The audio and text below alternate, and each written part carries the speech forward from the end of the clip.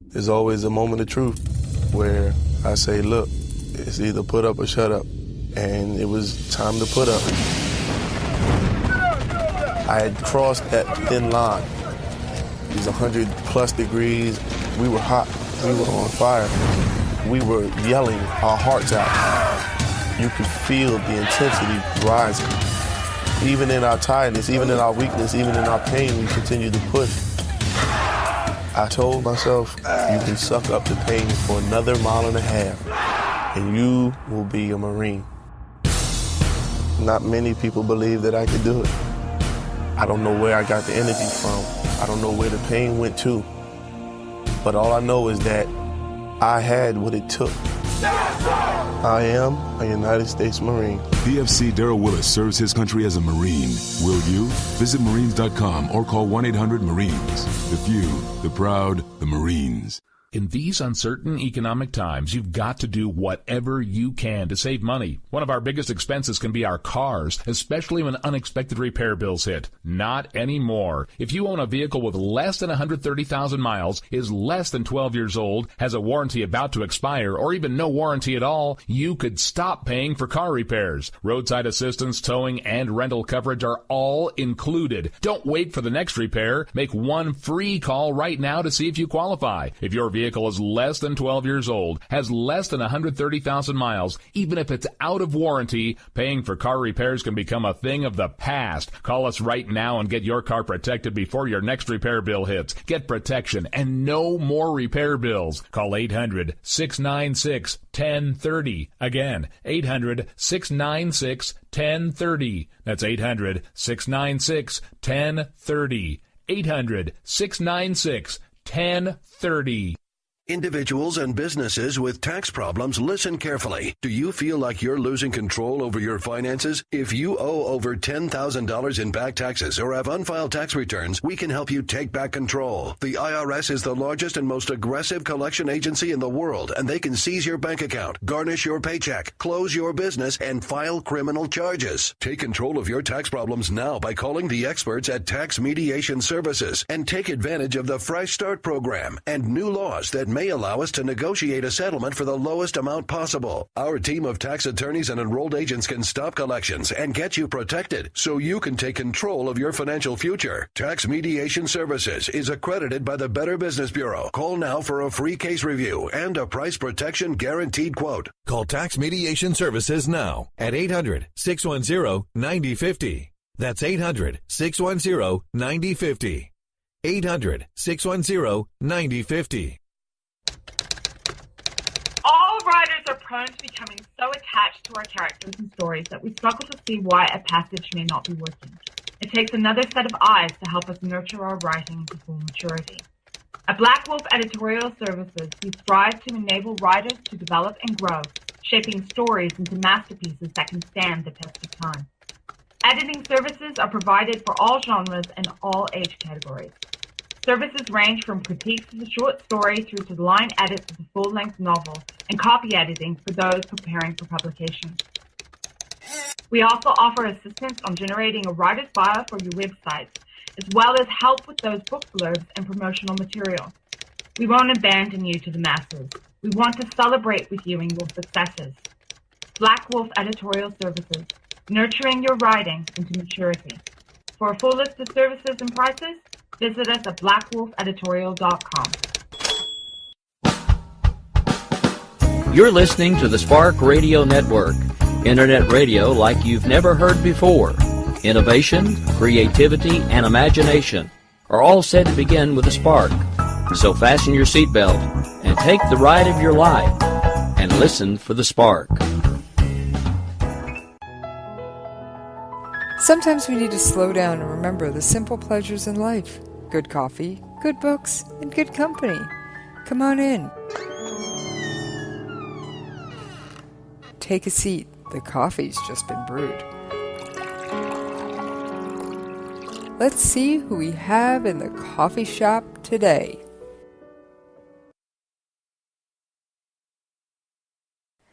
All right, this is Jessie. I am so happy to be back with you guys, and welcome to Jessie's Coffee Shop.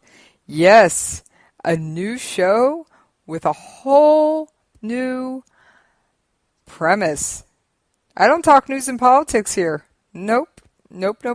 I'm talking books and writing. Yeah, I love books. In fact, I've got Shelley Chappell on with me today, and her book is called Beyond the Briar. How you doing today, Shelley? Hi, Jessie. I'm very well, thank you. Thanks for having me on the show. Oh, no problem. And you are from New Zealand? I am. Yeah, I'm from New Zealand. I'm from Christchurch. Born and bred here. That's great. Place at the bottom of the world. Definitely a little ways away from me, but thanks to modern technology, I can do interviews from anyone around the globe. And I have fun doing them. So, all right. So your book, Beyond the Briar. First of all, let's talk about your writing. What made you to decide to start writing? Oh, I've been writing, Jessie, since I was a very little girl. I remember writing very long stories when I was only 5 or 6 and was just sort of learning how to put words onto paper. And I've never looked back, really. I've been doing it all my life. That's great. I actually hear that quite a bit, that it's been a passion of theirs for a significant amount of time in their life. So, yeah, one of the things I guess that... Sorry, yeah. No, go on. I was just going to say, one of the things that I guess inspired me was that from a very young age, I've always had very vivid dreams. And they were always fantastical, which I guess is why I sort of ended up writing fantasy in the fantasy genre. And just always wanting to write them down and explore them a bit more once I was awake. I think it's great. I mean, every writer I've talked to has a slightly different take on that, but a lot of them, it does go back to their youth. Mm-hmm. So what made you decide to finally take your stories and put them into a book? Well, I'd been working on a couple of novels for a while, which I'm still working on in the background, and I had these fairy tales that I'd been writing just for a bit of fun. I started writing them in about 2004, and it got to 2014, and I thought, I should do something with these. They're just sitting on my hard drive, not getting read, and maybe I should put them together in a collection and explore self-publishing and see what I can do with them. All right, so what made you decide to go straight to self-publishing versus trying to find a traditional publisher or another route? Yeah. Well, I did a bit of research, and my that unless you were quite a famous and well-known author, the chances of a publisher picking up a collection of short fiction was going to be quite slim. I did look around a bit, and I did explore the possibility of publishing with a small press, but I didn't feel that a small press was going to really give me anything more than I could get by publishing it myself. As the small presses that I was looking at didn't really do any marketing, and it didn't guarantee that your book would be in a bookstore. So I thought, why don't I just see how it goes with self-publishing? And I figured it would be an interesting experience, and it was. So. All right. So what were the challenges that you faced when you decided to self? You obviously already had the written material. Yeah. Which I'm guessing you said it took you about a decade to write them? Yeah, just playing with them on and off. I was never really intending to do anything with them, but they were just stories that I like to imagine and tinker with. And so that's really why it took so long. And they'd been sitting there, most of them finished, when I decided that I would, for a couple of years, when I decided that I would put them into a collection. All right. And so what challenges did you face when you decided to go self-publishing? Well, it was quite a lot to get my head around at first, just to try and find out what the options were for self-publishing. And I decided pretty early on that I would go through Amazon and use the Kindle platform and the CreateSpace platform. I had a couple of writing friends who had self-published using Amazon, so they were able to give me a little bit of advice. But it was just things like getting your head around how to format the document, ready to get it up, thinking about writing blurbs, finding a cover, marketing, how would you distribute it, thinking about setting up a website to make sure that you had a little bit of online presence, and then all of the other social media things like You've got your Goodreads and your Pinterest and your Facebook page. Just trying to get my head around all of those things in order to try and provide myself with a good writing platform. I've heard many a story about a writer that didn't have any authors or writers platform. In fact, I believe our mutual friend Judy is always telling people, start your platform now while you're still writing. Yes, absolutely.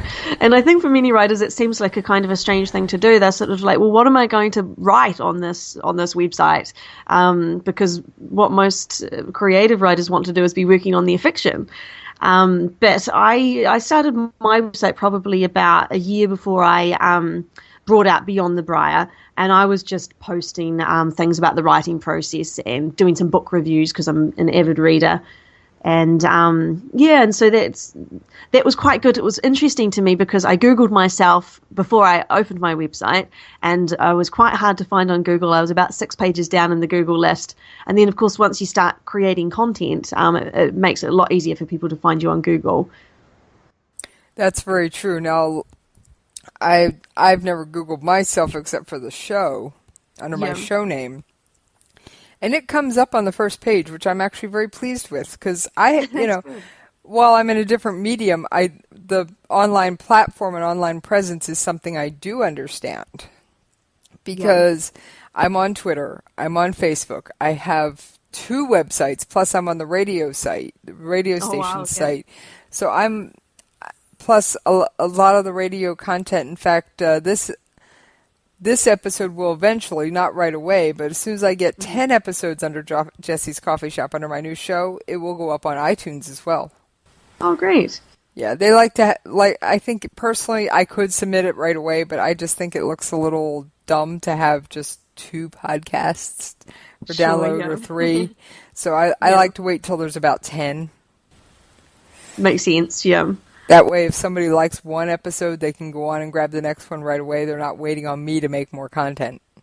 Yeah, absolutely. So, all right. So, how long did it take from the day you decided to, okay, I'm going to go through Amazon, I'm going to use the Kindle and the Create Space. How long did it take you to get everything formatted and find a cover? And how'd you go about finding your cover? I think it probably took me a couple of months just to pull it all together. For my cover, I wasn't really sure what to do because there's a huge range of prices involved in getting a cover. And I knew people that had hired local artists, and it would cost them up to about $500 or sometimes even more. That's quite a bit. It's a lot, yeah. And so what I actually did for my cover was I went on to Fiverr.com. And it only cost me $5. And there's a great lady there that I've been working with on quite a few of my covers. She's an American lady based down in Mexico, I think. And she just charges, it's $5 for the cover. You select the artwork yourself from a website that has a range of photographs and artworks on it. And then you let her know the artwork that you want. You also link her to a couple of other covers off Amazon they're kind of in the style that you're looking for. And then she creates a cover for you. She does unlimited changes until you're happy with it. And then it's all good to go. Wow, so the $5 even includes the commercial right to use it? Wow, that's great. Yeah, it's really good. So some people charge a fortune for those rights. Yes. Yeah. They'll do the work for just a few dollars, but then you want commercial use rights and they suddenly charge hundreds of dollars. And it's like, wait a minute. And the only issue that you have with doing it this way is that somebody else might choose the same image as you. So you don't have exclusive rights to that image. No, but you have exclusive rights to your cover and how the image was used. Yeah, so I personally find that enough. I don't feel like I need to have exclusive rights to the image itself. I'm happy with the way it gets put together in my particular cover. Now, did you have to have 2 covers made, one for the physical book and one for the ebook, or were you able to use it? Okay. Yeah, I did. So I did the ebook first, and I brought that out, and then in order to get it made into a hard copy, because it has the ISBN of the hard copy, which is a different ISBN for the ebook, that copy cost $20 to get the cover done for the hard copy. but still, $20. I've very affordable, yeah. Yeah, that's very affordable compared to some of the prices I've seen. Absolutely, yeah. I've since I was getting into this, I did a little investigating, and I saw places it was $200, $250, $300, and it was like, yeah, and up, absolutely. and I was just like, that's insanity. And it can take a while to recoup your investment there. So yes, but $25, that's a much more manageable number to have to recoup. Yeah, especially when you get just trialing it for the first time and you're not sure how much money you might like to invest. I highly recommend Fiverr. It was good. Oh, that's great. That's great. So how did you pick your publication date? Was it a special date? Was there anything significant about the date, or did you just grab the next available date? Just pretty much once I was done, I decided to get it out. So so I didn't really pick a particular date at all. It was just the date that I finally managed to pull it all together and think, okay, it's ready. That's great. What kind of feedback have you gotten? Oh, I've had some really good feedback. The collection was nominated for a local award here in New Zealand, which is called the Sir Julius Vogel Awards. So I was nominated for best collected works, also best new talent, and one of the stories in it, Rampasatu-san, which is a retelling of Rumpelstiltskin, that was nominated for the best novella. So that was really cool. And also I have a presence on Goodreads, and I did a Goodreads luck of the draw, and the people that won the Goodreads competition, I sent it off to a couple of them, and also managed to get some good reviews from them. So that was nice, because it's one thing to get good reviews, and get some nice feedback from people that know you. It's always nice to hear what strangers think as well. Yes, I can imagine I've heard that getting feedback and reviews in the writing community can be very challenging. I think a lot of it comes down to how confident you are about sending things out. I've had friends who have arranged to have their book read on blog tours. So they pay something like $250, and a certain number of blogs who have signed up to the blog tour will read the book and review it for you. I didn't invest in marketing along those lines. I've just basically left it to chance to see, apart from when I sent out and did the Goodreads competition, to see if people have found it and allowed them to write up their own reviews of what they thought. How have your sales been with it? The sales have not been very high at all, and I would expect that would be because of my, I don't want to say lack of interest in marketing, lack of knowledge about how to market perhaps. I think if you really want good sales, you have to be really proactive about your marketing. You have to be willing to invest some money in it, and that's not something that I wanted to do with this particular collection. And one of the things too is that a lot of people have downloaded my collection when I've made it for free on Amazon. Right. And I think there are a lot of novels out there that are selling for only 99 cents or $1.99. And this is a collection of stories. And I think, and I may be wrong or I may be right, I'm not sure. I would be interested to know what your viewers think, your listeners think. But I think most people prefer to read novels than they do short fiction. Well, it depends. It could be the perfect book for a bedtime story. It could be, yeah. Some of the comments that I've had from people is, too short. Even though I've made it very clear that these are short stories. But, I think on the whole, readers do prefer novels, which is one of the reasons why publishers don't really publish that much short fiction. But, they're there for people who might like to read them. And I'm just happy to sort of have them out in the world, available for readers who might be interested. Well, that's great. You mentioned you were from Christchurch, New Zealand. Did you? Yes. And I do keep up with some of the writing community in Christchurch. Yeah. Did you submit something to their anthology? I did, yeah. So they had an anthology that came out in, I think it was 2014 as well. And I submitted a short story for that, which was about a mermaid. So it was a little young adult short story called At the Water's Edge. And we've got another anthology through the Christchurch Writers Guild coming out later this year, which is going to be called Spectra.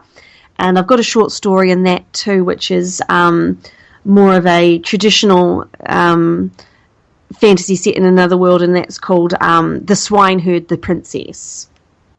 That's cool. So you do now. Do you have another complete book of your own work you're working on? You mentioned manuscripts. So what do you have in the works? What can we expect to see from you next? Sure. Yeah, I've got a couple of novels that I'm working on, and just trying to decide whether I need to restructure them and how I might rework them. One's a young adult novel about a girl who is cursed, and she's trapped in her 10-year-old body and can't age. And she sort of has some adventures trying to break the curse and also find out who cursed her and why.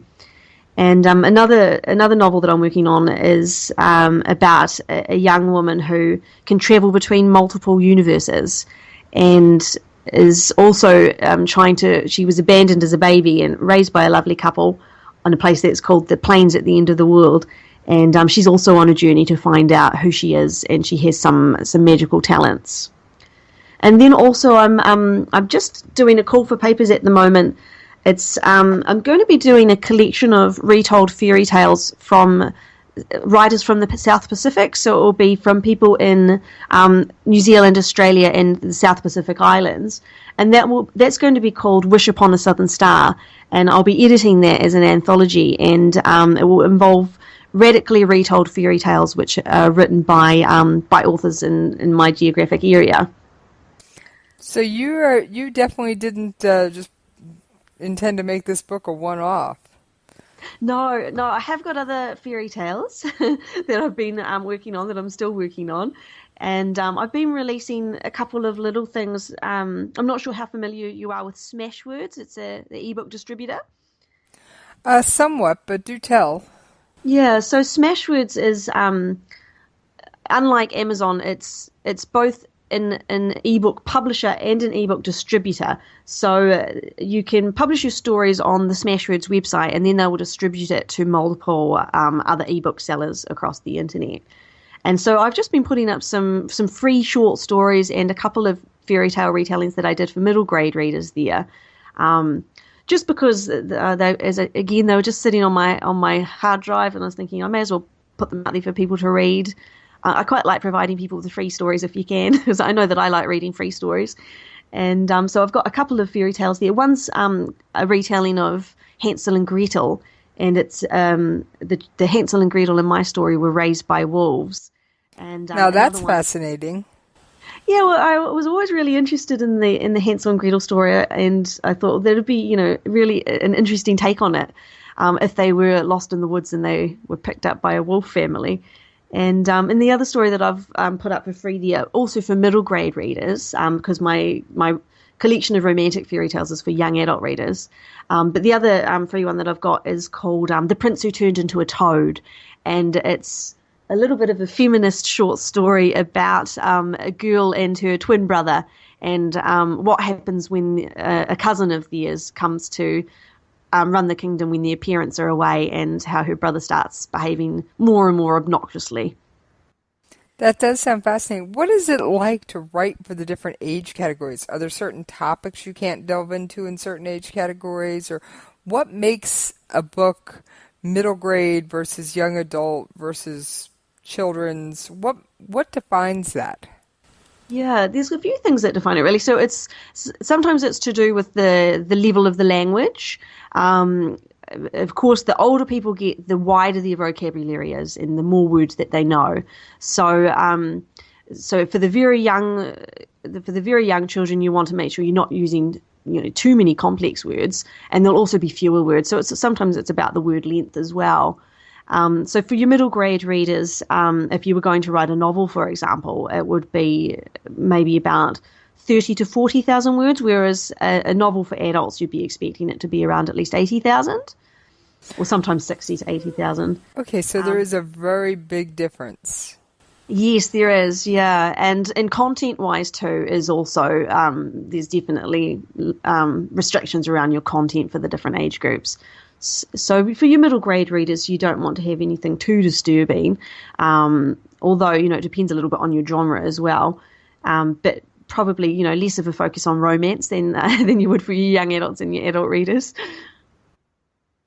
Okay. So, see, because I'm not a writer, I find all of this fascinating because, I'm the end consumer, for lack of a term. I go to I go online or I go to the store, and my Kindle is my best friend. Yeah. And I pick out a book. Now, I will admit, I tend to be a thriller reader. I tend to be, I like things blowing up and shooting and chasing down the bad guys. But I don't exclusively read it. And that's the funny thing is you go through my Kindle library and you're like thriller, nonfiction, fantasy, thriller, nonfiction. It's nice to read a range. Yes, and that's one thing I've never gotten into writing the books myself, but I have been an avid reader since I can remember, as far back as I can remember. I remember when I was like 9 and 10, I would run out of books of my own to read, and so I would like start sneaking my mom's old paperbacks and things off and start reading those. I mean, when I was probably 12, I was reading on like a 17-year-old level.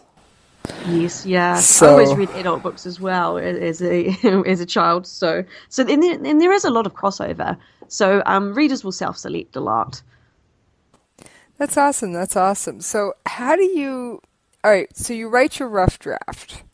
Yeah. So what do you do? So you get the first version of your story down on paper. How do you go about taking that first draft to the version that appears in the book or in the anthology or that you put out for public consumption? Okay. Well, you need to reread it a lot of times. So you get your first draft and then I find it's quite good to put it away for a wee while and then come back to look at it again in a couple of months. Because when you first write it, you're like, yeah, this is awesome. You've got everything you wanted to say down on paper. And then it's very enlightening to look at it again a couple of months later and see all the things that made sense to you at the time that maybe don't anymore. The things that a reader who's reading it for the first time might not understand. The places where the sentences or the paragraphing is awkward. Any content you need to change and any wording. I'm quite a lyrical writer, so I really like to listen to it read out loud and make sure, to me, it has to feel right. The sentences have to almost have the right rhythm to them.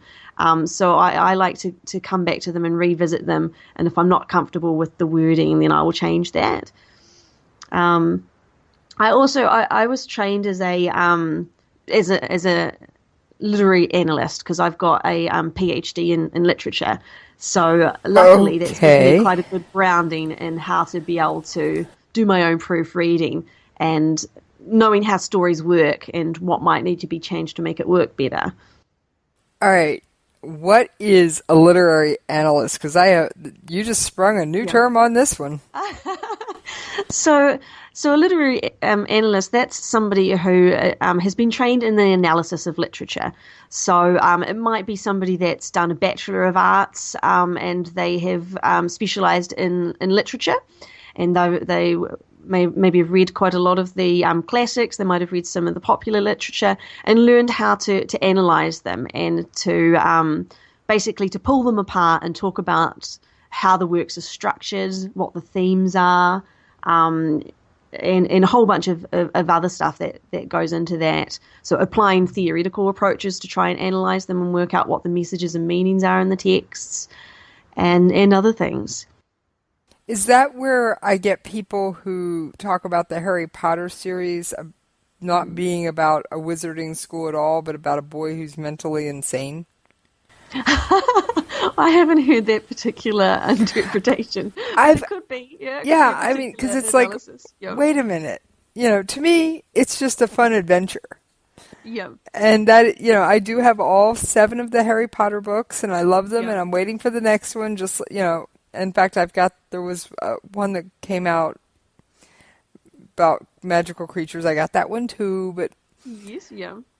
It's just one of those things of, okay, it just kind of makes me wonder, where do people get these things? To me, I don't delve into the meaning behind the words. Yeah. I look at the words and take them at face value. Okay. I just want to go along for the ride. Yeah. Yep, you just want to enjoy the story as it is. Exactly. I don't want to read into it, take away from it. It's just, I want to be able to, and I read at an incredibly fast rate if I'm actually sitting reading. Yeah. Yeah. Oh, I am very blessed to be a very fast reader, which, trust me, some days I love it, and there's other days, why couldn't that book last longer? Yeah, I can get through a full adult, my favorite author being Brad Thor, I can get through one of his novels in about 6.5 hours. Okay, nice, because I think he writes quite big ones, doesn't he? Usually about 95,000 words. Yeah. So, or it's 350, 400 pages, so it's one of those things of, I can get through them in hours and faster if I'm not interrupted. Yeah. So, but I don't like to read into the words. I leave it in the author's or writer's hands to paint the scene what they want me to see. Yes. And if I'm reading a cozy mystery, I will sometimes flip back and go, wait a minute, you mentioned that wrench. Where have I seen that wrench before? Yes, but, there's times I try and find the foreshadowing, and then there's times I just want the story. I just want to be whisked away, transported away from the headaches I'm dealing with at work, at school, at home, fill in the blank. Yep. I'm not in school anymore, but, it was one of those things of, I just wanted to enjoy somebody else's reality for a while. Yeah. That's, I think, one of the biggest things with me in books. Uh-huh. I'm sure there are a lot of readers that are the same. They just want to read the story. And then there are, many others who will want to read into the story and see what they think is going on. I guess some of the, some literary theory would argue that even if you are only reading the story, you're still being subjected to the underlying messages of the story, even if you're not aware of it. I'll give you an example. So my PhD was on fantastic metamorphosis, so shape changing and people, for instance, who could turn into werewolves. And so my argument in one of my chapters in my thesis was that werewolves, in many of the new texts that we were getting at the time, instead of having werewolves as being something that was contagious and you got bitten and then you developed lycanthropy, you would often people were being born that way, and they were being born into werewolf families. And so what I did with my analysis was I felt that this was giving the message that they were using werewolves as a way of exploring racial difference. And they were thinking, okay, let's explore, racial differences and the kind of conflicts that this can cause, but let's do this in a way that's not going to get us into any conflict with real people who have real racial differences. So it allowed them to do a kind of a thought experiment and explore some of those conflicts without having to make it be about real people and real differences in the real world. See, that sounds fascinating. Now, I'd like you to hang on for just a minute while we take a brief commercial break. Yes, Shelley will be back with me on the other side of this break. Think fast. In the short time it takes to listen to this message, a small flame can turn into a big fire. Several minutes more, and thick, poisonous smoke may have filled your lungs and reduced your ability to respond. Give it 5, and your entire home may be filled with flames. Keep breathing. We've got you. Don't let your world go up in smoke. Have working smoke alarms and always stay in the kitchen when cooking at high temperatures. Learn more at usfa.fema.gov because fire is everyone's fight. Individuals and businesses with tax problems, listen carefully. Do you feel like you're losing control over your finances? If you owe over $10,000 in back taxes or have unfiled tax returns, we can help you take back control. The IRS is the largest and most aggressive collection agency in the world, and they can seize your bank account, garnish your paycheck, close your business, and file criminal charges. Take control of your tax problems now by calling the experts at Tax Mediation Services and take advantage of the Fresh Start program and new laws that may allow us to negotiate a settlement for the lowest amount possible. Our team of tax attorneys and enrolled agents can stop collections and get you protected so you can take control of your financial future. Tax Mediation Services is accredited by the Better Business Bureau. Call now for a free case review and a price protection guaranteed quote. Call Tax Mediation Services now at 800-610-9050. That's 800-610-9050. 800-610-9050. In these uncertain economic times, you've got to do whatever you can to save money. One of our biggest expenses can be our cars, especially when unexpected repair bills hit. Not anymore. If you own a vehicle with less than 130,000 miles, is less than 12 years old, has a warranty about to expire, or even no warranty at all, you could stop paying for car repairs. Roadside assistance, towing, and rental coverage are all included. Don't wait for the next repair. Make one free call right now to see if you qualify. If your vehicle is less than 12 years old, has less than 130,000 miles, even if it's out of warranty, paying for car repairs can become a thing of the past. Call us right now and get your car protected before your next repair bill hits. Get protection and no more repair bills. Call 800-696-1030. Again, 800-696-1030. That's 800-696-1030. 800-696-1030. All writers are prone to becoming so attached to our characters and stories that we struggle to see why a passage may not be working. It takes another set of eyes to help us nurture our writing into full maturity. At Black Wolf Editorial Services, we strive to enable writers to develop and grow, shaping stories into masterpieces that can stand the test of time. Editing services are provided for all genres and all age categories. Services range from critiques of the short story through to line edits of the full-length novel and copy editing for those preparing for publication. We also offer assistance on generating a writer's bio for your website, as well as help with those book blurbs and promotional material. We won't abandon you to the masses. We want to celebrate with you and your successes. Black Wolf Editorial Services, nurturing your writing into maturity. For a full list of services and prices, visit us at blackwolfeditorial.com. All right. Thank you guys for hanging in through that commercial break. You know, gotta pay those bills. All right. Shelley, I thank you for hanging in there with me during that commercial break. Now, you mentioned your academic history, and I was planning on working this in, but I guess I don't have to work it in since you brought it up. You have one of the most amusing PhD thesis titles I have ever run into. Werewolves, Wings, and Other Transformations? Yeah, other weird transformations. Okay, most PhD thesis titles I look at are about as interesting as paint drying, and this just stood out. You have got to tell me about this. First of all, when did you get your PhD? Mm-hmm.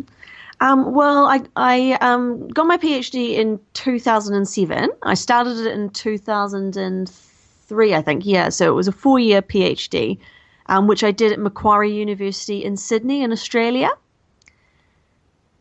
And my PhD okay, so you actually had to go to Australia to do this.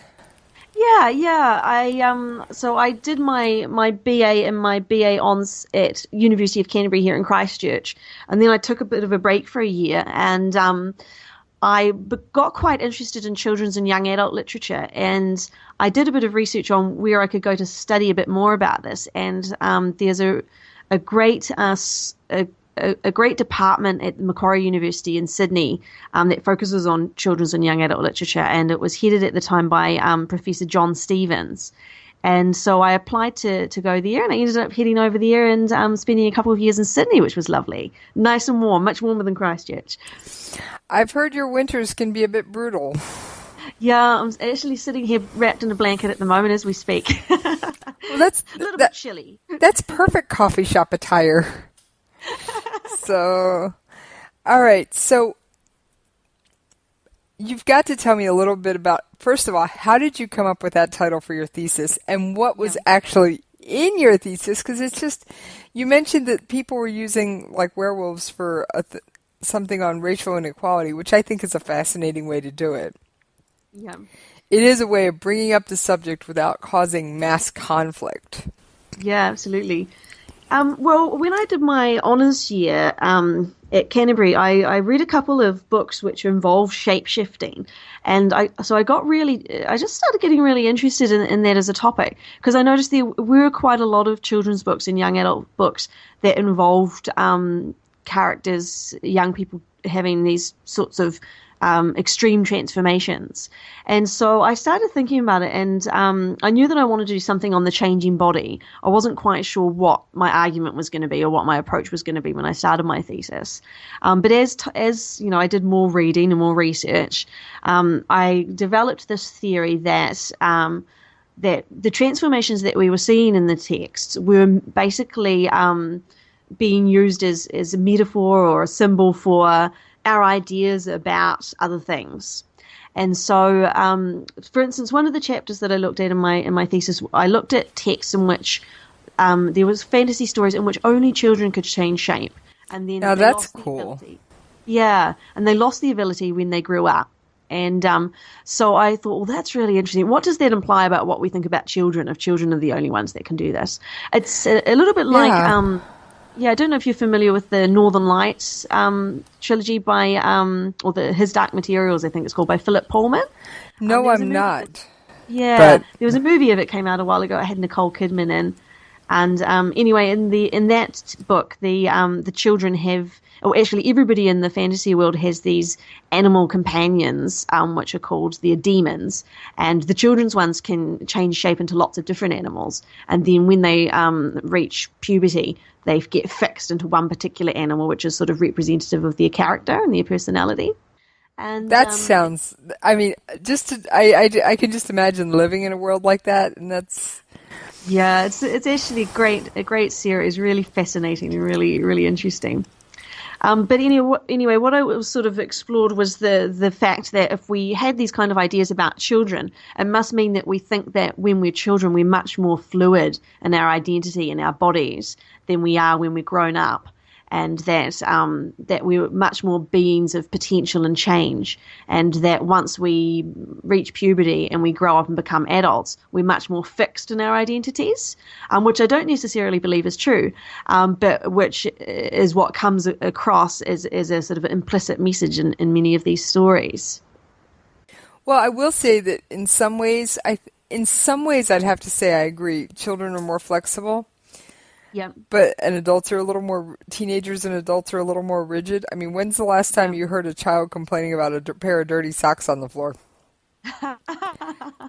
Whereas the adult always will complain about the laundry pile on the floor.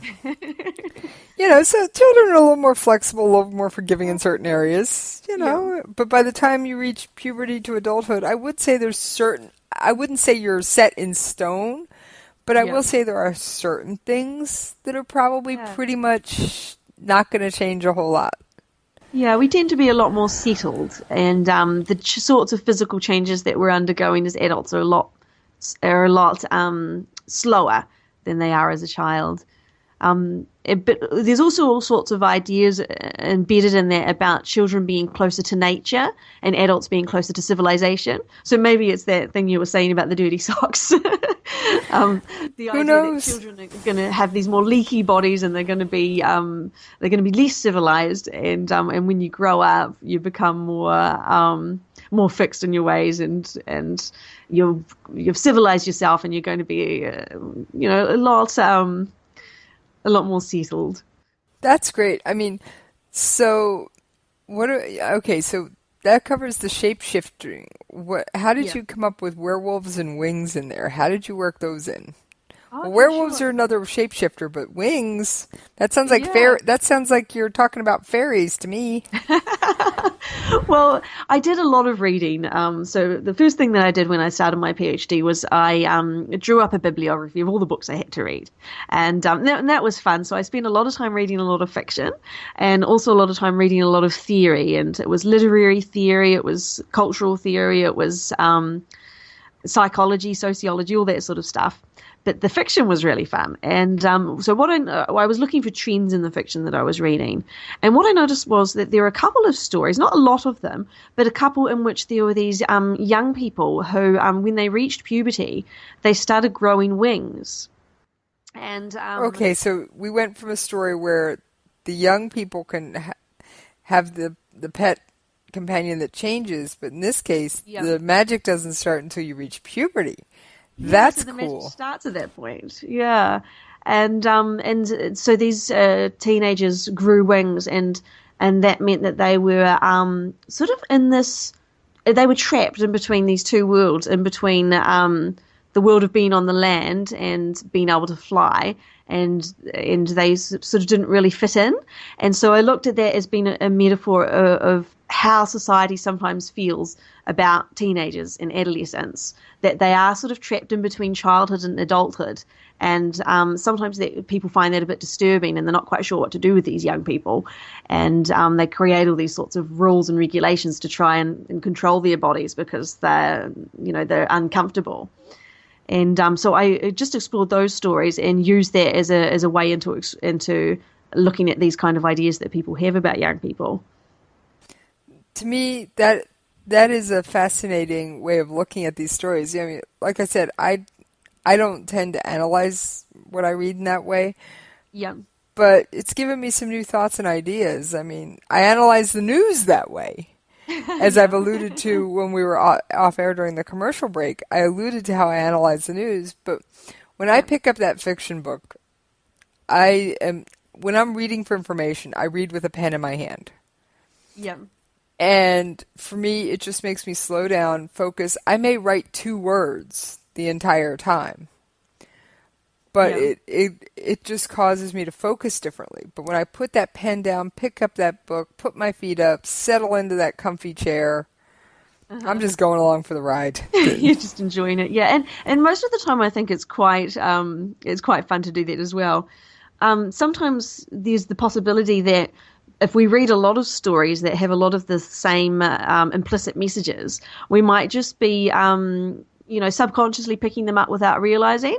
And I guess if we come back to the idea of fairy tales, that's something that a lot of people have analyzed about fairy tales that we teach to our children. So the traditional fairy tales, they have a lot of messages in there, particularly around gender and around autonomy. And so there's a lot of messages. So if we read these messages and we're a young girl, what we're getting taught from a lot of these traditional ones is that we need to wait for our prince to come and fix things for us. So does not apply in my life. Yeah, I don't think it applies in many women's lives. And so there's some really great stuff written by a range of different literary analysts who have explored fairy tales and sort of said, wow, if we just only read our girls the traditional fairy tales, what kind of messages are we teaching them? And we need to be careful to make sure that we give them other stories as well, or that we give them new versions of fairy tales in which we're teaching them that they actually can solve their own problems and can also be the powerful ones. I think it's amazing, and the reason I said that so doesn't apply to my life. I'm a military spouse. My husband sometimes deploys for up to a year at a time. Wow, yeah. I can't wait. Whatever it is around the house cannot wait a year for him to come fix it in most cases. Absolutely, yeah. I've got to figure out how to fix it on my own. Yep. So, while I may have my prince, he's not always here. Yeah. Yeah, and I mean, and there's a lot of, it's important, I think, for young women to realize that they can do things themselves and that they can, they don't have to wait around. They can go out and get on with their lives and find things and have adventures. And some of those, well, I guess it's not even really the earliest versions of the fairy tales, but a lot of the time it's the the typical versions of it that get taught are the ones that can have those messages. Right, right. Or the ones that teach you, okay, you've got to sew and you've got to cook and you've got to clean. Yeah, and you've got to be beautiful. Is also one of the messages that comes through really clearly in most of the fairy tales. That it's all about how beautiful you are, and that's one of the most important things. Beauty is perishable. Yeah, and it's a dangerous message. And it's not a very empowering message. So I think it's great that there are so many different versions of fairy tales coming through and retellings that are trying to invert those kind of messages and change the way people interpret beauty and think about gender and other things as well. You're making me actually want to read more retellings of fairy tales. I will admit, I usually, I do usually get around to purchasing the books from the people that I. But I do not post reviews, at least not on my show site. If I do, it's usually on Amazon or Goodreads under Jessie is a pseudonym. The reason I use a pseudonym on air, just to clear it up for you and anyone else who's listening to this for the first time, my information was put out by ISIS on a kill list, the Islamic State or Daesh or whatever the media in your area refers to it as, not once, but twice. Because of what my first husband did. And when that happens, do I really want to be, and like I said, my main show is news and current events. Do I really want to be going on the air talking about them under that name and end up on their radar again? Yeah, gosh. No. There's a lot to be said for a pseudonym. It's very easy. There's a lot of, your case is really extreme, and I can totally understand that. And I know other people too who just don't want their real life to be all over the internet. Right, and I have no issue with people who use pseudonyms for writing or whatever, as long as as long as they have what I call a reason behind it. In my case, it's safety. Literally, it is physical safety. Yeah. Because I live near a United States military base. I can guarantee you all of your terrorist groups have at least one or two people floating around here trying to pick up information on troop movements, what's going on, things like that. Because I live right near a major base, and it's one of those, wait a minute, they're all here. I need to put a layer of protection between what I'm doing on the air and my real identity. Just not that if you could get into behind the scenes you couldn't figure it out. But I think that's really sensible. Just for my own safety, because while my pseudonym's name may appear, hopefully my real name will never appear again. Yeah.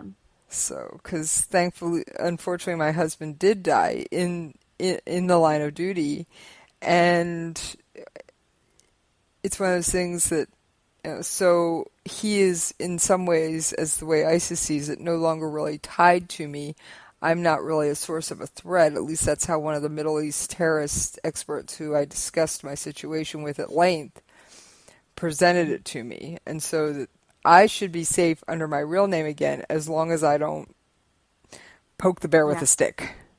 Okay. And I was worried that my regular show would be poking the bear with a stick. Yeah. So, all right. So we're back to your stuff and your thing. Werewolves. Was that another? Did you look at that again from transforming, changing, going from one stage of life to another?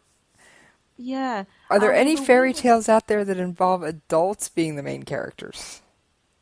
Fairy tales. I think there are.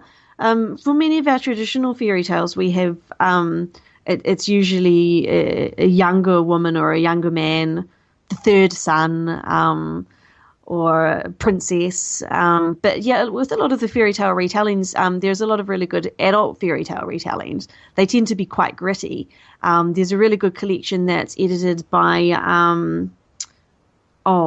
Terry Windling and I think it's Alan Kushner, And they've done a whole range of different adult fairy tale retellings, and there's some really good. I mean, there's a real trend at the moment for novel length retellings of fairy tales. They've been around for quite a while for adults, but there's just been a real explosion of them in the young adult genre lately. Tons and tons of novel length retellings of fairy tales. So different that's ages. cool. That's cool. So basically, they take the fairy tale and they develop it into a whole novel with chapters, and you learn more about the character. Yeah, that's right. Sometimes it's just sort of fleshing out the original fairy tale, or sometimes it's just completely taking it in a radically new direction.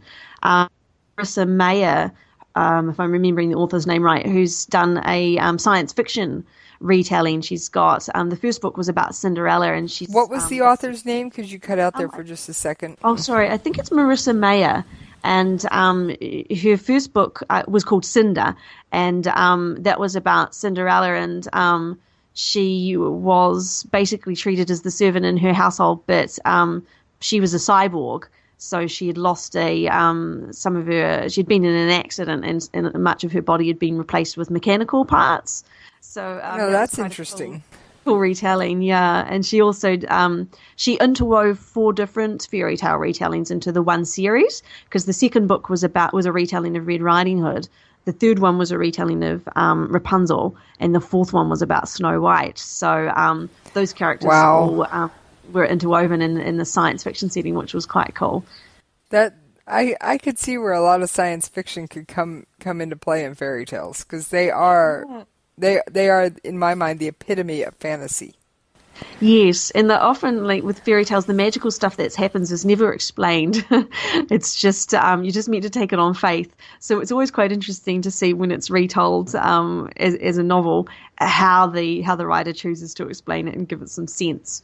Because fairy tales themselves are really quite sort of flat, just sort of told on one level, and you don't really ask questions about hows and whys. But when you're retelling them as a novel, you kind of have to explore the hows and whys.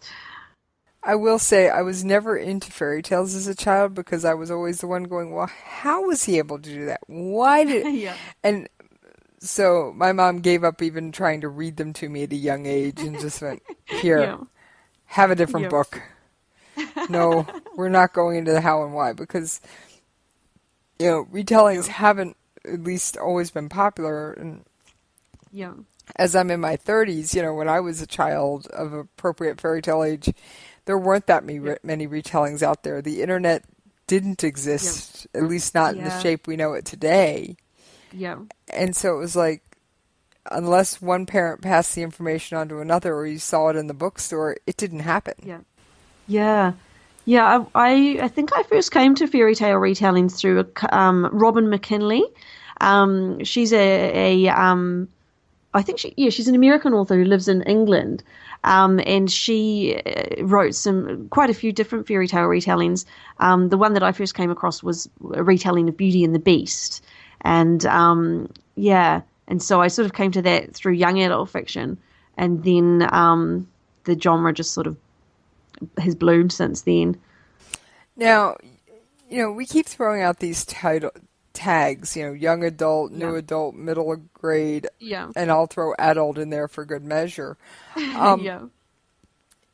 Okay, if someone, say an adult, someone in their 30s, there's no hard and fast rule to say that they can't enjoy that new adult or young adult book just because of their age. It's just, isn't that just indicating what the primary target age for the audience is? Because, for example, look at Harry Potter. How many adults have read the Harry Potter series? Oh, tons. And wasn't that originally a young adult? I think it was probably, with the Harry Potter series, it was kind of targeted at the readers who were meant to be Harry's age, or maybe a couple of years older. So it started out, I think, with Harry being about 10. So it was probably originally aimed at the what they called middle grade or older fiction, older children's fiction. But then his readers grew with him, and so as he got a bit older, it became more with the young adult themes. But a lot of the time with those different age groups, people will read all across them. So like you say, it's just sort of indicative about who the target audience is. For your middle grade readers, I think it's about 8 to 12. For young adult, it's about 13 through to 18. And then the new adult thing is quite new, and that's sort of from late teens through to the early 20s. But yeah, a lot of young adult fiction has always been read by adults, and a lot of young adults have always read adult fiction. So it's a very much a reading group, a category, I suppose, that is really just indicative and is very fluid. I know when I was a young adult, I wouldn't have touched young adult fiction. I didn't like it. It's such a new. I read adult fiction, and it was only when I became an adult that I started reading young adult fiction and finding it quite interesting. And maybe it was because those different categories also have sort of thematic implications. So for young adult fiction, it's a young adult novel if it's kind of about coming of age, and there's themes around new experiences, finding yourself, becoming an adult. And maybe as a young adult, that's a little bit too close to home for some young adult readers, and you'd rather just read about being an adult already. So yeah, I don't know, but I think there's definitely a lot of people read the different areas, and I think that's a great thing. That's awesome. I mean, I have done interviews with other authors, and in fact, one of them that I keep meaning to send off an email to, she writes young adult, and I've read her books, and it's just one of those things of, I think they're fascinating. I think they're great. Now, she is in the dystopian theme, at least her first 3 were. I haven't caught her new one, which is in a different, I don't know if it's dystopian still or not, but it was just quite interesting. She did a story where a teenager was actually fell in love with a ghost. Okay, talking like 17, 18-year-old teenager fell in love with a ghost. Yeah. And it was just how she made this work was just absolutely fascinating. Yeah. That sounds like a good story. Oh, it was great. But yeah, so I'm actually trying to reach out to her to get her on the show and things like that. So it's one of those things I like to draw from, not only what I read, but books and authors people recommend and things like that. Because I obviously, I'm a very busy person. I can't read everything. I can't be everywhere. So I depend a lot on contacts and social media and just picking up names from, one person who suggests the next and that kind of thing. So yeah, it's great. If there was some advice you could give to that person who's sitting there with their writing, trying to figure out if they are a writer, if they're not a writer. I saw a writer on Twitter the other day who said, well, someone told me I'm not a writer because I only write short stories. Oh, goodness. And I came back at them, even though I'm not a writer at all, and I said, no, do you write words? Yeah. And they're like, or are you drawing pictures? And she was like, no, I write words. I said, that means you're a writer. And I threw up I went online and grabbed a picture of the dictionary definition and put it in my tweet. I said, you are a writer. Yeah. And, kind of like tell them to get lost. That's really great. But that sounds really like a horrible thing that person said to them, very disempowering. I think you're a writer if you write fiction or non-fiction, and that's what you like to do, and you and it's important to you, then you're a writer. There are some people who would sort of suggest that if you're not a published writer, then you're not a real writer. I don't agree with that, because I think in my mind, that's where the difference between author and writer. Yeah. You're a writer until you have a published work, and then you're an author. Yeah. Yeah, sure. That's kind of my way of going, okay, writer, author. Where's the boundary line? That works. Yeah. Now, authors can still be writers, but unless you have a published work in my little crazy harebrained world, you're a writer, not an author. Now, I don't care if that published work is a short story in an anthology, something you got submitted, something that appeared in a magazine or a newspaper. That makes you an author. Your words are out there. Yeah, absolutely. And including if you have your own blog and you're publishing there. Really? I'd never even thought about that. Yeah, I think so. It's available to the public to read. But yeah, I think unfortunately there seem to be, some people seem to want to put a lot of restrictions around what it means to be a writer, and restrictions around what you do and who you get published by, and sort of value judgments. Unless you are a full-fledged society like the Thrillers Association or the Science Fiction Fantasy Writers Society, I'm sorry, you have no right to make those judgments. Yeah, and really it makes no difference from the works that I've seen, whether they're traditionally published, small press, self-published.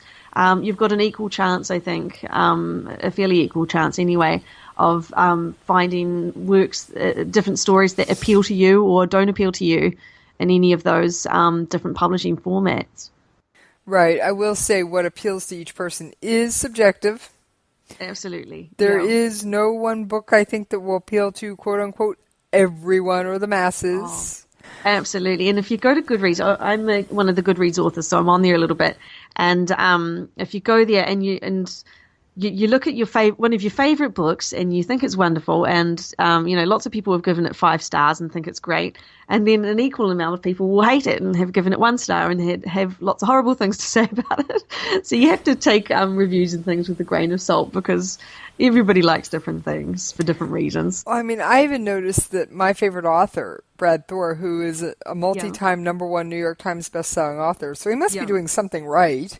Yeah. Even he had negative reviews. I'm going, wait a minute.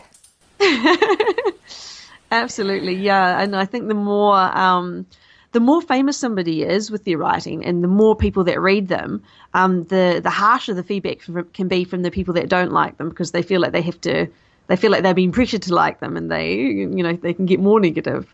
So it's quite an interesting thing, the whole thing around reviews and whether people like your stories or not, because I think that's one of the things that puts many writers off from sharing their writing. They worry about what happens if they get a negative review. It's their little baby, and they're afraid the negative review will hurt it. Absolutely, yeah. And so I think it takes quite a lot of courage to be able to let go of your story and to send it out there into the world and just think, oh, well, it's there for people if they like it. That's who I'm intending to read it, the people that are going to like it. If other people read it and they don't like it, well, that's fine. That's their opinion and they're entitled to that.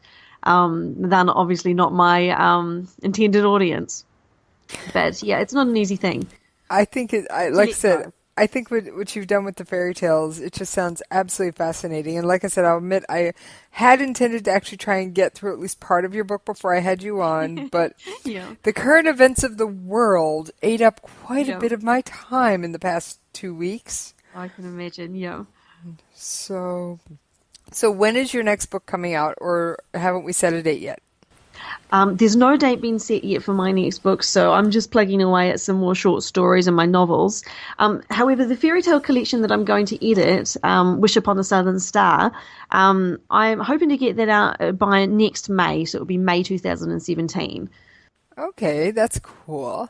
Now, what about this anthology from the Christchurch Writers Guild? I'm not sure what their intended date is for that. I think they've only just closed submissions, so I'd say it'll be at least another couple of months away. Okay. I'm always, I'm one of those people, I'm always sniffing around. Yep. So I am a very voracious reader. You leave it laying around and it's got words.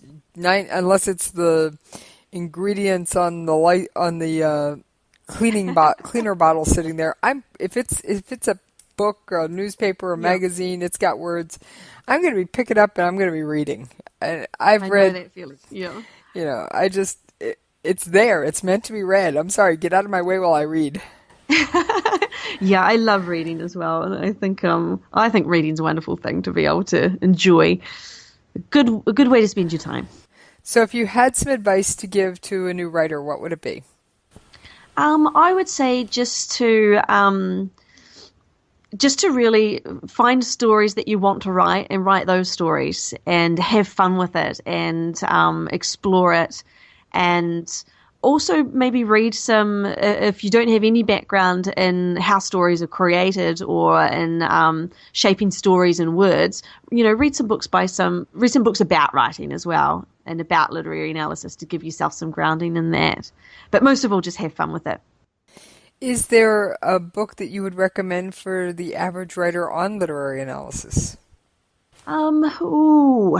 Not one that I can think of off the top of my head. I remember when I was younger, there's a famous Australian writer called John Marsden, and he's a young adult writer, and I remember reading his book on writing and finding that quite good. But off the top of my head, no, I can't think of anything good. But there's tons of stuff out there on writing. I think Stephen King's one is meant to be really good. Okay. Stephen King on writing, I think it's called. Should a writer think that they can actually sit down at their computer, write up, they get that word count that they're looking for that fits their genre or whatever, and they put it away for a week, they go through it once, should they then think it's ready to be published? No. You need to go through it a couple of times, I think. And also, what's really good is to get somebody else who hasn't seen the story to read it before you send it out anywhere. So what we call our beta readers. So you're the alpha, you're the head of the pack, you've written the story. Your beta readers are going to be the second people to look at the story and give you some advice. And even if they're not writers themselves, everybody is a reader, and they can give you some feedback on whether they thought it made sense or bits that they found confusing or thought that maybe could be tweaked. And that's really useful to do that before you send it out anywhere. Is there topic I didn't touch on that you wanted to bring up today? I guess one other thing that I've been doing is I've been trying to learn a little bit about creating audiobooks. And so I have got one short story which I've got available to be read as an audiobook, and I'm currently narrating my fairy tale collection to become an audiobook, and that's been quite a fun experience trying to figure out how to do that. And there's a lot of, audiobooks are popular, so I thought there's a market that I could explore. I like reading out loud, so I would narrate it myself. And just having some fun playing with that. Oh, that's the other thing I have is quite the collection of audiobooks. I will often buy a book in Kindle and audio because I spend quite a bit of time in my vehicle going from place A to place B. Yeah. And then there's the old, I'm married to someone in the military, and there's the old hurry up and wait. Yes. And so if I can wait in my vehicle and listen to an audiobook and relax while I'm waiting on them or waiting on whatever, I'm quite the content person. That's really good. You can't exactly hold a book and drive. So No, it's a great way to get through a book too if you're doing it when you're driving. I actually did a 20-hour drive this past summer, and we got through a 16-hour book on the way there, and I drove 20 hours back after I visited friends and family, and there was another 16-hour book. Fantastic. So, and I actually found myself going, because the driver always controls the radio, I actually found myself driving more than I normally would have, just because I was so into the book. That's great. I love audiobooks. In fact, sometimes I'll actually end up with the hard copy of the book, hardback or paperback, the Kindle, and the audiobook. Now, I will admit that if I've got the 3 versions of your book, 3 primary versions, you can bet you're one of my favorites. Or you did something right, because you've covered all your bases. Oh, yes. It's one of those things, if I actually go out of my way to get a physical copy of your book, a Kindle copy, and the audio, you're up there on my list. It means you're really enjoying it. That's really cool. Yeah, I find it fascinating. And often I also I'd love to see more audiobooks for younger audiences, because how many times, I think that's a market that may be underserved. Now, I have never looked into it myself, but how many times, you only really find audiobooks for adults, at least when I go looking. Mm-hmm. But I think younger kids, especially with everybody carrying around a gadget that can play them. Yeah. I think there are some out there. I'm not sure how many and whether it's sort of well covered, but there's also a growing market for young people with interactive ebooks, and those are quite cool, where they can reading the book becomes quite an adventure, and yeah, they can get quite interactive with it and listen to sounds and explore different things, and it becomes more of a learning experience. I think I've always said reading is the one addiction I will feed. Yeah. Because I grew up being a voracious reader, and I have found so many times that my ability to read, A, the quantity I can read, B, having a love of reading, has served me so well that it is one of those things that I'm always happy to try and get someone hooked on books. Yeah, it's great, and it's meant to be really good for you in many ways, which I'm sure is true. So, all right, I was going to say, so we talked about audiobooks. Anything else? No, I think that's, I think we've covered most things. I can't think of anything else. I couldn't think of much more either. That's why I always double check with my guests. All right, You mentioned you've got some social media information you want to get out if people want to interact with you. Where can they find you online? Okay, cool. Well, I've got my website. It's www.shelleychappell.com. I've got a Facebook author page, and that's just at Shelley Chappell Author. I'm on Goodreads, and always happy to talk to people on any of these platforms. But at Goodreads, you can just find me under my name, Shelley Chappell. I've also got a Pinterest page where I collect pictures of fairy tales and other artworks that catch my eye, and I find that's quite a fun thing to do. Oh, I'll bet that's inspiration for your writing. It is. It's great. There's some lovely artworks out there. And that's just under Shelley Chappell, or S. Chappell Author, I think, to be exact. And then I do have a Twitter page, but I really am a Twitter novice. And I've been trying to play around with it a little bit, but I'm really, I'm a novice. So I'm on Twitter. You're welcome to follow me and watch me fumble my way around trying to put all my thoughts into 120 characters, or however few that we're allowed on there. It's 140. 140. Okay. Yes, it's 140. Yeah. All right. Well, I will definitely, at a minimum, post your website and your Facebook page and the links at the bottom of the description for this episode. Fantastic. And I will also be putting up. I remember when I were getting ready for the interview, I will be putting up the copy of your book cover along with your bio and blurb on my website. Oh, lovely. Thank you very much, GC. Thanks. It's been a pleasure having a conversation with you. Oh, it's been outstanding.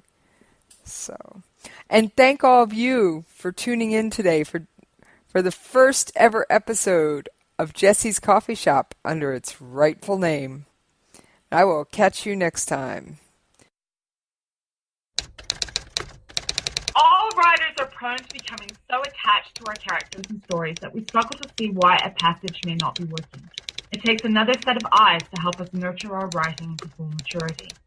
At Black Wolf Editorial Services, we strive to enable writers to develop and grow, shaping stories into masterpieces that can stand the test of time. Editing services are provided for all genres and all age categories. Services range from critiques of the short story through to line edits of the full-length novel and copy editing for those preparing for publication. We also offer assistance on generating a writer's bio for your websites, as well as help with those book blurbs and promotional material. We won't abandon you to the masses. We want to celebrate with you in your successes. Black Wolf Editorial Services, nurturing your writing into maturity. For a full list of services and prices, visit us at blackwolfeditorial.com. Every day, the men and women of the United States Marine Corps stand ready to defend the American way of life.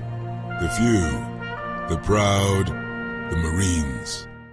In these uncertain economic times, you've got to do whatever you can to save money. One of our biggest expenses can be our cars, especially when unexpected repair bills hit. Not anymore. If you own a vehicle with less than 130,000 miles, is less than 12 years old, has a warranty about to expire, or even no warranty at all, you could stop paying for car repairs. Roadside assistance, towing, and rental coverage are all included. Don't wait for the next repair. Make one free call right now to see if you qualify. If your vehicle vehicle is less than 12 years old, has less than 130,000 miles, even if it's out of warranty, paying for car repairs can become a thing of the past. Call us right now and get your car protected before your next repair bill hits. Get protection and no more repair bills. Call 800-696-1030. Again, 800-696-1030. That's 800-696-1030. 800-696-1030. As a mother, you don't want to have to worry about this bill is coming, but then she needs this chemo. That's a decision you shouldn't have to make. At St. Jude, a family never sees a bill at all. It's like the world has been lifted off of your shoulders. The treatment doesn't get any better than what you receive at St. Jude. It saved my life. It saved my daughter's life. It saved our family.